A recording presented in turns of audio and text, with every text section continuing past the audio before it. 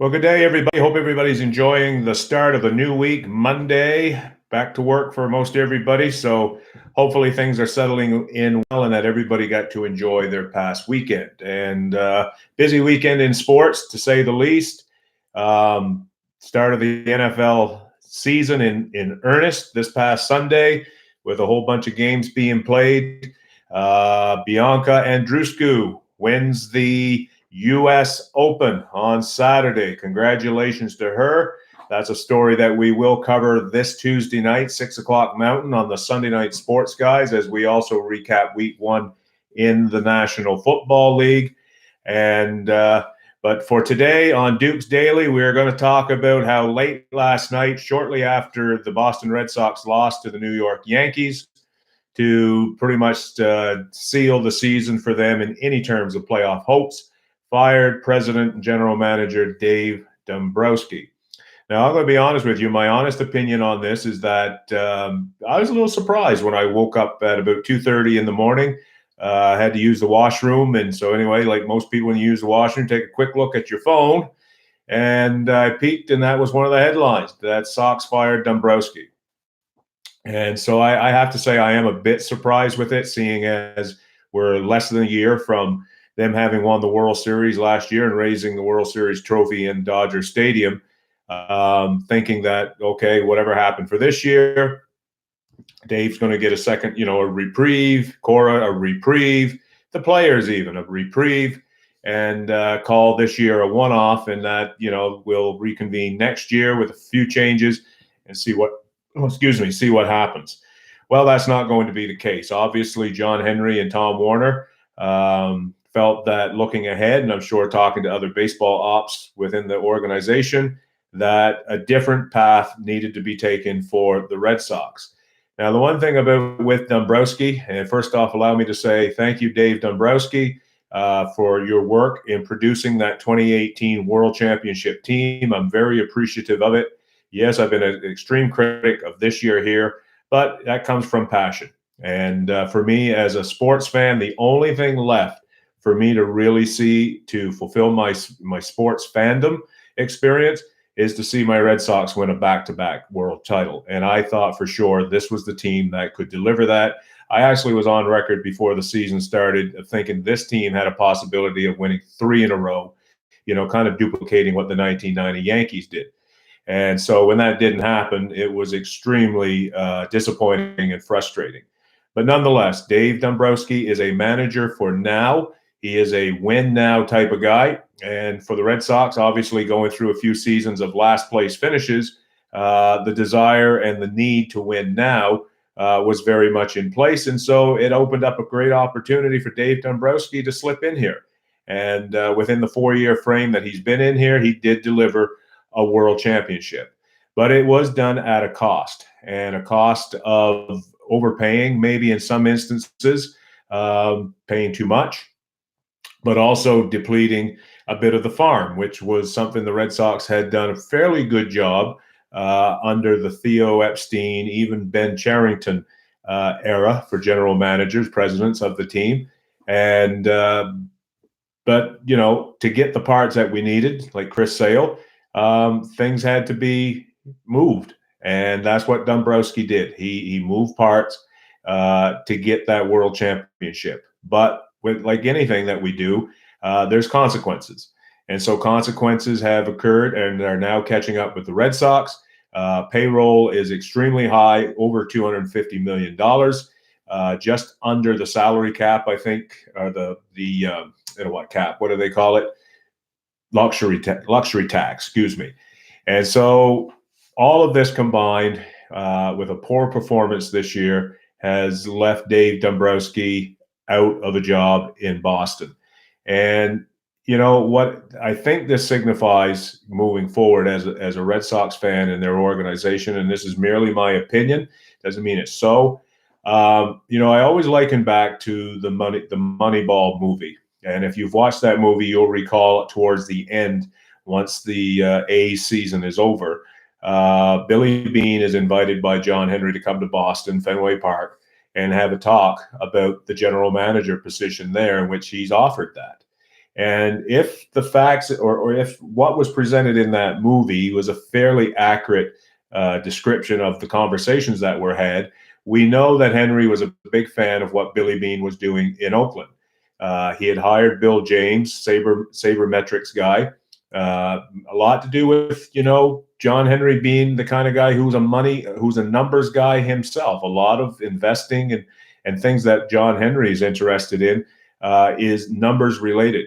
And so he has a very big understanding and a very big connection to the whole sabermetrics thing. And I think to the best of his ability, they brought people in who thought along those lines. Now, being in Boston, owning the Red Sox, obviously one of the richest franchises in all of sports, they've had the opportunity to be able to spend money to put competitive teams on the field. A lot of times it hasn't worked out. Hence the last place finishes with high payrolls. Maybe not the highest payroll in the game, but in the top 5. They've pretty well been, I think, top 5, very least top 10 in every year that the Henry organization has owned the Red Sox. And so now I look at where they are, what has happened with Dombrowski, how they are now, I guess, in their mind, could be a bit hamstrung where finances is concerned. And, I think us as everyday Joes who follow the team, who support this team and kind of pay the bills for them, because without us watching the games, buying the paraphernalia, buying the fandom stuff, paying the tickets and all that kind of thing, these guys don't make money. But, for rich people, they go through the same things we do in terms of looking after their money. They have investors and other things that help produce money to run these teams. Stockholders, shareholders, all this kind of thing, right? And so with the economy of the world being a bit in flux at the moment, I'm sure that these guys have stuff going on that's kind of a bit tedious at the moment. And so they're making those adjustments to, make their investments more and more secure. And I say that the whole thing about the Moneyball thing, because I think, knowing that Henry, had an eye on that, he wanted Billy Beane to come to Boston and kind of run the Red Sox, much like how he did with the Oakland A's, only with a bit more, cash to be able to deal with. Because as you recall, Billy Beane goes to, the owner of the A's at that time and just wants a little bit more. And he says, if you can give me that, he said, I'll get you that title that you want. And so, John Henry, was that guy that could give him that little bit more and still wanted to incorporate his line of thinking. I think the Red Sox ownership looks at who is above them in the race. The Yankees, are the Yankees, right? They're one of a few teams that can contend with the Red Sox financially. If they want to, they probably can spend more, but they've become even more fiscally responsible. Can you imagine connecting those words with the New York Yankees? But it is true. They have gotten better with handling money. The days of George Steinbrenner are not as prevalent as they once were. I think they look at the Red Sox, Oakland, Tampa Bay, and Cleveland. The combined payrolls of those 3 teams, and I think I looked at this 3 or 4 weeks ago, is about $60 or $70 million more than what the Red Sox have. That's like only a quarter more of what the Sox are paying, roughly, in terms of payroll. And these teams are succeeding, right? And I think, the time has come where the Sox are probably going to take a different direction in how things are going to be done. And it will be interesting to see who the next general manager will be. You hear some comments about that Eddie Romero, the assistant general manager right now, comes in with a lot of praise. A lot of good comments made about Eddie Romero. And so he could be more of a farm guy who would have more vested interest in developing the farm. And we see this happening in sport more and more, how the younger players are being developed, right, and getting a bit better paydays. We see that in the National Hockey League with players, when their years are getting close to being up, them trying to buy the arbitration years. And even in baseball now, they're doing that, to buy those arbitration years. So a line of thinking of paying big bucks to guys who have already had great years, and then you're paying for hopeful production, but we're paying you for past production, I think are done. I think, they're starting to use their money smarter and more wise and in how they do that. And I think that's what's happening with the Red Sox right now with this decision of letting Dombrowski go.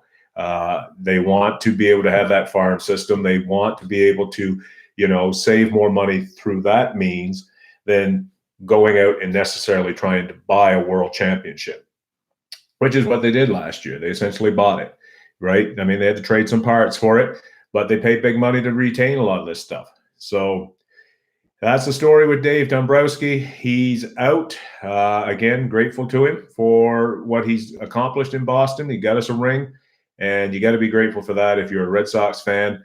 But the era of Dave is gone. It's over in Boston, and so are the Red Sox for 2019. And so as a Sox fan, you start to look forward to next year, seeing what's going to happen. I also think with this change occurring, that we shouldn't expect to see Mookie Betts in a Boston Red Sox uniform next year. This guy's going to command over $25 million in arbitration this upcoming year, and then he has stated that he will be testing the free agent waters. And as we know, guys of that ilk, when they have the chance to test the free agent waters, seldomly do they go back to the team that they came from. That doesn't happen very, very often. And I think with Dombrowski going, no longer having the purse strings, that if they do bring in a guy who's a bit more fiscally responsible, I don't think they're going to pay Betts the big money that they're paying him, because they're already paying $30+ million to Price, $30+ million to Sale. The Bogarts contract was great. He did a great job on that one. I mean, you locked up one of the best shortstops, if not the best shortstop in the game, at a very reasonable $20 million a year for 5 years, 6 years, something like that. Great deal there. Eovaldi, at the time you could see that being, that wasn't a bad contract either, right? $18 million a year, $17 million a year for 4 years. Just unfortunate the way the year has gone for Eovaldi in Boston, and hopefully he rebounds next year. But they have spent a good chunk of money on the pitching staff, $70-something million invested in their three starters. And so if you're looking to cut costs from 250, Mookie Betts, I don't think is part of the future for that, if that's the case. Not saying it is, just saying if they're thinking about being more responsible, they're not going to pay Mookie that kind of money. They have Devers coming down the road that they would have to pay as well. And he's going to be a fine young hitter, good power hitter. So money's going to be needed to be made available for him. What else can I say on the matter? JD Martinez has the option to opt out. Makes you wonder that maybe he will now, because he was a guy with a connection to Dave Dombrowski from the days in Detroit. Rick Porcello becomes a free agent. Not sure I want to sign Porcello, but let me say this about Porcello. That guy chewed up a lot of innings. He's an innings eater. If you could get him at an affordable rate, then yes, I think the Red Sox should probably go get him again. He'd be a great 4th or 5th starter. He's not the third guy in your rotation any longer. But a lot of things going to happen. Going to be an interesting winter once again in Boston for the Red Sox. And that really began in earnest last night when the Red Sox released Dave Dombrowski from his position of president and general manager. So anyway, that's my daily for today. A reminder that tomorrow night, 6 p.m. Mountain Time, will be the Sunday Night Sports Guys. We will be doing a recap of Week 1 in the NFL. We also will be talking about Bianca Andreescu, as we said at the outstart, winner of the U.S. Open. Great accomplishment for Canadian in a sport that we really don't dominate. So a bit of a breakthrough there in the sport of tennis. And perhaps we'll even talk a bit more on the Dave Dombrowski situation with Bladesy, get his 2 cents in on that. So look forward to seeing you all at that show tomorrow night, 6 o'clock here on YouTube. And everybody have yourselves a great day. Good seeing you again. Bye for now.